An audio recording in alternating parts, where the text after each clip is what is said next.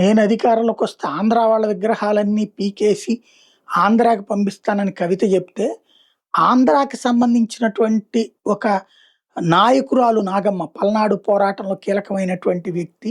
ఇక్కడ విలన్‌గా చెప్పబడేటటువంటి నాయకురాలు నాగమ్మ పల్నాడుని నాశనం చేసిందని చెప్పేటటువంటి ఆవిడకి సంబంధించి విగ్రహాన్ని ట్యాంక్ బండ్ మీద పెట్టాలని తెలంగాణ ఉద్యమకారుల నుంచి వస్తున్నటువంటి ఒక పోస్టు.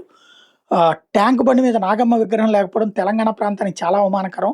ఎక్కడో ఉత్తర తెలంగాణలోని మారుమూల ఊరు నుంచి పల్నాడు ప్రాంతానికి వలస, పెంపకం వెళ్ళి, అక్కడ విధివశాత్తు కలిగిన వైధవ్యాన్ని లెక్క చేయక పలనాటి మంత్రి అయ్యి, అప్పటికి మంత్రి స్థానంలోని బ్రహ్మనాయుడు చేసే స్వార్థపూరిత చేష్టలు రాజుకి, ప్రజలకు అర్థమయ్యేలా చేసి, పర్యవసానంగా బ్రహ్మనాయుని కుట్రకి పల్నాడు 2 భాగాలు కాగా, గురజాల రాజధానిగా ఉన్నటువంటి పల్నాటికి మహామంత్రిగా ఉండి, తర్వాత వచ్చిన పల్నాటి భారత యుద్ధంగా చెప్పుకునే యుద్ధంలో గురజాల సేనలకి నాయకత్వం వహించి, ఆనాటి కాకతీయ చక్రవర్తి రుద్రదేవుని దౌత్యంతో మెప్పించి, ఒప్పించి, సేన సహాయం పొంది, యుద్ధంలో బ్రహ్మనాయుని చిత్తుగా ఓడించి, పల్నాటిని ఏకం చేసి, నలగాముణ్ణి రాజుణ్ణి చేసి, తను మంత్రిగా చాలా కాలం ఉండి, అవసాన కాలంలో పుట్టిన గడ్డపై మమకారంతో ఇప్పటి తెలంగాణ ప్రాంతంలోని అరవెల్లి, ప్రస్తుత జగిత్యాల జిల్లాలోనో గ్రామంకి వచ్చి స్థిరపడి, అక్కడ చెలరేగుతున్నటువంటి బందిపోటు దొంగలను అణచివేసి, ఊరి అవసరాల కోసం అనేక కార్యక్రమాలు చేపట్టి, శరీరం విడిచిన తర్వాత కూడా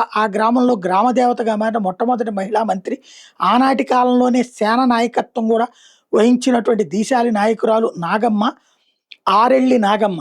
నాగమ్మ మీద ఎన్ని అసత్య ప్రచారాలు ఉన్నా కూడా చేసిన, తను చేసిన మంచి పనులకు సాక్ష్యాలు ఉన్నాయి కానీ ప్రచారంలో చెడు పనులకు ఒక్క సాక్ష్యం కూడా లేదు. అయినప్పటికీ ఇంతటి చరిత్ర కలిగి ఉన్న నాగమ్మ విగ్రహం ట్యాంక్ బండ్ పైన లేదు. కనీసం ఏ ఒక్క జంక్షన్‌లో లేదు. లట్టు గానివి, పొట్టు గానివి మాత్రం నిలబడి ఉన్నాయి. వాళ్ళవి తీయమని కాదు, నా అంతరంగం వి ఈవిడిది ఎందుకు లేదు అని. అయినప్పటికీ తెలంగాణకు సంబంధం లేని అనేక మంది దగ్గర హైదరాబాద్‌లో ట్యాంక్ బండ్ మీద ఉన్నాయి.